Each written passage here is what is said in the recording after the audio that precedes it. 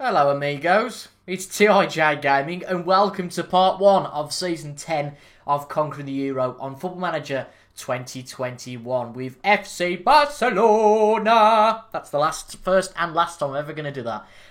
I was thinking of a really good intro for this. Freddie Mercury and me having a duet, but I thought no, nobody wants to see that. It would be a very interesting creative project, but I've never got the time and I'd look like a right prat. So let's stick with that. That's the only impression I'm going to do. Welcome to Barcelona. Was I expecting this? No, no way. And today we start the La Liga. It's going to be very tricky to go the La Liga. Horrible. Going to different countries. Hate it. We start the Spanish League today with a game against our old booker from Spain. He is Spanish, isn't he? Pep? Yeah. Our 60-year-old Spanish mucker, Pep Guardiola, we take on Real Sociedad in our opening match at the Camp Nou. We're only going to play the one game today because we've got so much to talk about on how on earth we have ended up here. For those of you who didn't watch the last episode, we were at Everton, of course, for 5.5 years. And in the Premier League last time, this is how it finished. We ended up on 82 points. It's surreal how we bottled it. We lost 2 of our last 3 Premier League matches. If we'd have won, particularly the game against Reading, we'd have been Premier League champions. And of course, our aim in this save is to go and win 3 different domestic leagues, so in 3 different countries. And I just thought, after that, if it isn't going to happen that season, then it's never going to happen. We had our best chance and we blew it. But to finish on 82 points with Chelsea and Manchester United just showed me that I just don't think we're ever going to do this. And for all intents and purposes, I was quite willing to stay on at Everton and give it another go. There were a few jobs available. There was Napoli, there were Roma. There were little jobs of clubs that maybe finished 5th, 6th, 7th in their respective leagues. And were very much like an Everton project, whereby you probably have to take 3 or 4 years to build them up. And then all of a sudden, something happened. Ronald Koeman has been at Barcelona since 2020, I believe. Decided to up sticks and leave. Didn't get sacked or anything. He's been at the club for 10 years.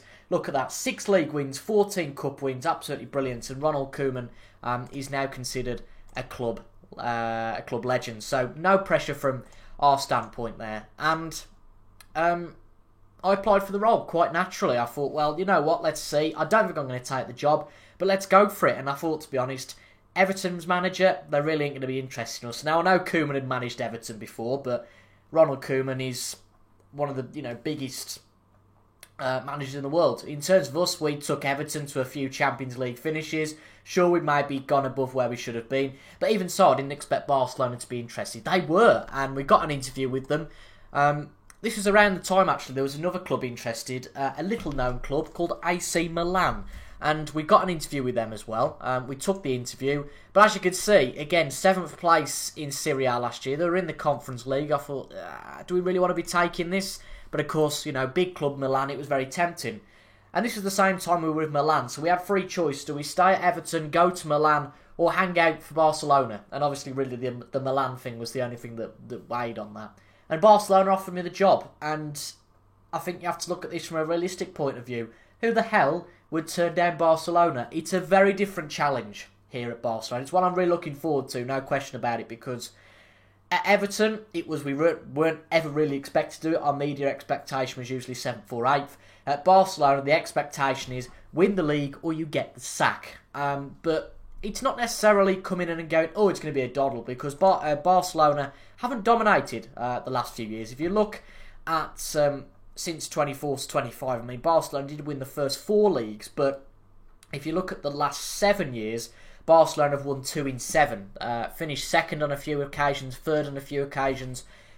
Although we are the title holders, Barcelona haven't dominated. Real Madrid are a real force to be reckoned with. Atletico are still up there as well, so 3 big clubs. Real Madrid are currently managed by Michel, 68 years of age, again, very similar to Ronald Koeman in terms of his age. If we look at the stages of the league, it's mega. I don't think we're going to beat this year. Barcelona last year, 1 defeat in the league. Who did they lose to? They lost to Real Madrid, no surprise. 6 draws, 31 wins, scored 100 goals, 99 points. Just looking back at some of these title wins, 97 points, 109 points in 2029. Some of these are incredible. And the one I want to go back to is one I saw There we go. Only 94 points, albeit a little bit like Arsenal's unbeaten season, but Barcelona weren't unbeaten. This is a league where the top two, the majority of seasons get 90 points, and if they don't, Atletico Madrid win the league. I mean, look at that, 88, 89 and 89. Every season apart from that, the title winner has got 90, if not 100 points. This is a league that, if it doesn't go well, Real Madrid can fly. A little bit like Man United have in the Premier League in a few years. They can fly away. So the pressure is really on us. We have a brilliant squad I'm going to go through now, and I'm really hoping we get our first league title here. I know that some people will say, well, it's just fast-tracking things, you know. Surely win your first title with Everton, then go somewhere a little bit like Milan. But again, who turns down Barcelona? So our time with Everton's over. I'm a little bit gutted about it. There's a little bit of fun in that Ronald Koeman has gone back to Everton. Not really sure why he left Barcelona though, because I thought, he's 68, he's gone to retire. But clearly not. He's gone back to Everton, which is brilliant. So it's a straight swap between the two of us. I mean, we've got the bigger job now, so no pressure there. Some interesting things have happened at Everton, which I won't particularly go into. But we'll keep an eye on our former employers. And hopefully they do well, similarly to us. So our squad is a little bit of a whopper. If we look at the players that we know, first off, there's a few of those. Firstly, we've got Ruben Neves. 34 years of age, of course, we worked him at Wolves. 34 years of age, probably past his best now, still a solid player, but not much introduction needed there. We've also got Frankie de Jong, who unbelievably is 34. In real life, he's, 23? So that is crazy. He's been at Barcelona since 2019, has become a bit of a club legend, it's fair to say. Central midfielder. Again, probably one that's past his best. We've got Jadon Sancho here, 31 years of age, joined a few years ago for just the small sum of £117 million and has played really well. I mean, look at that season. 8.12 average rating, frightening stuff. We've got, where is he? There he is. Phil Foden. He's been at Barcelona pretty much since the inception of the game, since the second season. He signed for 82 million, and he is a club legend. You'll notice that a lot of these players are older though, so we'll look at the regens in a little while. We've got Sebastiano Esposito, who's one of the best strikers in Europe, a 5-star player.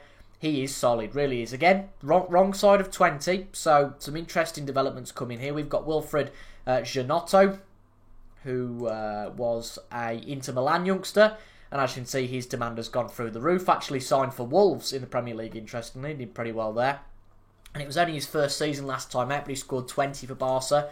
So he looks like a really good player. Alexander Isak's here as well. Another good striker. In terms of our defenders, we've got Upamecano,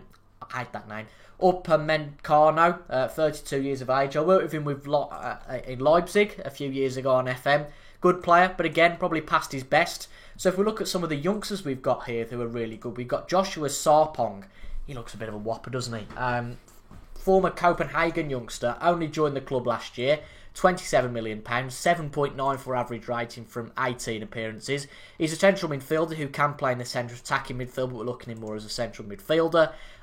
We've got Andrea Casadei, who I believe is, the club captain. 26 years of age. What a whopper he is. Signed from Roma for 105 million a few years back. Barcelona aren't afraid to spend money.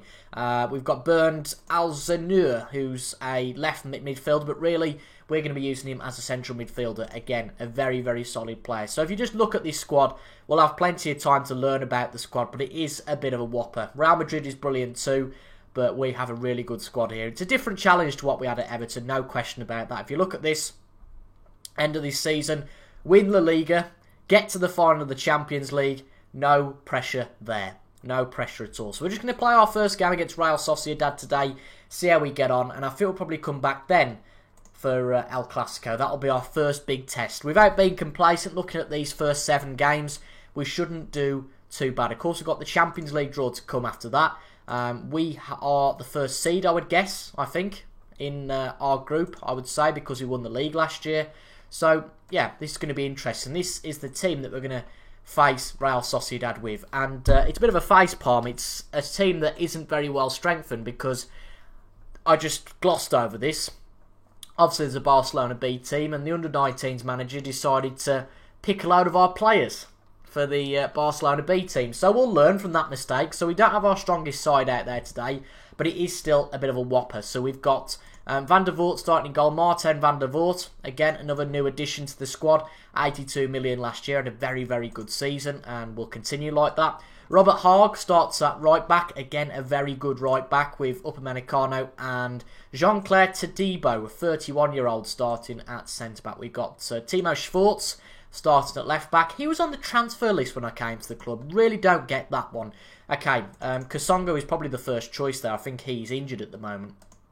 But yeah, very good player. We talked about these two in the middle. We talked about these in the attacking midfield with the exception of Wilfried Giannotto.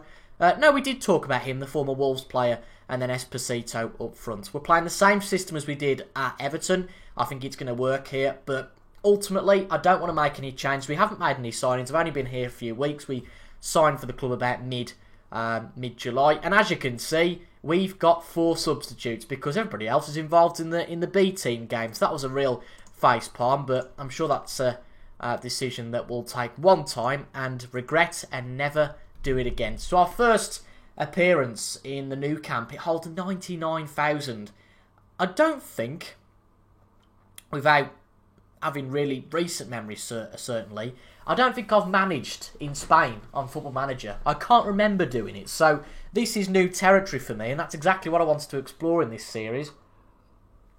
And if we do win the title in our first year, I'm not averse to going elsewhere. I'd like to have 2 or 3 years here. Again, we might be forced to if we don't win the title this season. We'll have to see how we go. I just think that until, especially in the age of regens now and not knowing players by name as such, we're just going to have to go with the flow, see how we go. And if we need to strengthen, then we do. But looking at star ratings, looking at who we've got in this squad, it looks pretty good. But as I say, we won't know necessarily until we get a few games into the season. It's all about learning the players' names, who were at Everton for 5.5 years, so it really became our club, and we're walking now into Ronald Koeman's creation and trying to make this our own. First highlight comes 37 minutes in, and it is our first goal as manager. It's the talisman striker Sebastiano Esposito who gets the first goal for Barcelona. Be prepared in this save with Barcelona for me to absolutely butcher some names. We've not done too badly. There's nobody in our squad I've seen that has got a particularly tricky name to pronounce. This is when you all put it down in the comments that Esposito is pronounced differently. But a decent start for us, it seems. We haven't had a lot of the ball, but Real Sociedad clearly not making much of what they've had with the ball. Esposito back to Elzanua. Elzanua we're going to go with there. And what a strike that is. I'd say 2-0. It's pretty much game over. A goal and assist for our striker. How do we pronounce that name? Elzanua, I suppose. Alzanua, yeah.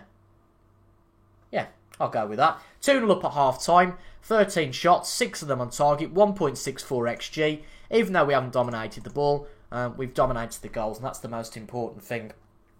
Got to look at how Real Madrid get on. They are our nearest rivals, it's fair to say. But as I said, we've come in here with a lot of expectation. We can't afford those Everton-type blips where we start losing games because, as seen, 90 points every year is the bar we've got to hit to even finish second in this league. So no pressure there. It's very nearly 3-0. I thought it was 3-0. I thought Casadei had put it into the net. I don't really think we can particularly make any changes today, maybe apart from Kasongo, who's on the bench, possibly. And that's a change I think we'll make now, because Esposito has picked up a bit of a niggle, so we're going to play Giannotto up front and put Kasongo on the left-hand side and Casadei on the right. We'll obviously have Jadon Sancho and the likes for the next games after this, but it's been a pretty good start. Less possession, but to be honest, Sociedad haven't offered much. They're playing a very defensive formation, 5 at the back with 2 midfielders, so not looking to get too much out of it. It's not been too flashy, but it looks like we're going to come out of this with a solid result and a clean sheet. That suits me very well. This is going to be a new adventure at Barcelona, and one I'm really looking forward to. One that wasn't really planned, but it's one of those that if we hadn't have took the job probably wouldn't have come open for another 5 or 10 years. And it's one of those, you know what, let's just go for it. Let's bite the bullet, let's take a risk and go for it. And hopefully we can win the league at the first time of asking. If we play anything like that, we've got a chance. Really good stuff. 2-0 against a Sociedad side that are good. I mean, they beat us in our Everton save over 2 legs. They beat us on both performances, so, you know, they're not a bad side by any stretch of the imagination, but an easy victory, it seems, to start us off. Esposito's out for a few days, nothing too bad there. Luckily, the fixtures don't get as congested as they do in the Premier League. Of course, we do have that winter break that everywhere in Europe has, apart from the Premier League. So we are going to come back, I think, probably, depending on who's in our Champions League group. I like the idea of this double against Real Madrid away from home and Sevilla away from home. But yeah, a really interesting story. I'm gutted to have not finished off the job at Everton, but I think if we took another year at it, we could have risked getting really frustrated. And of course, we did really well for those 5 years at Everton. But if you start to go on a slide and have a bad season, that is what you're remembered for, unfortunately, in this fickle game of football management. But hopefully, you guys are looking forward to a new start at Barcelona. If you are, leave a like. Double whammy here, really. Part ones always do the best in a season, and the start of new clubs always do the best. So leave a like down below. That would really appreciate it. We could potentially get new viewers in now.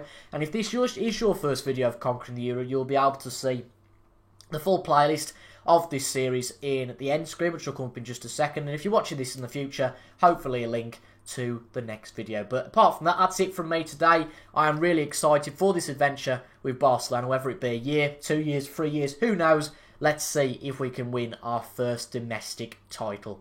I've been TIJ Gaming. That's it about the puns, about being at Barcelona and all the Freddie Mercury references and try and do a David Moyes and speak Spanish. That is never going to happen. In fact, I shouldn't say never. Never say never, I suppose. That's it from me, though, today. Thank you very much for your company. I've been TIJ Gaming, and I'll see you guys for the next video. Goodbye for now.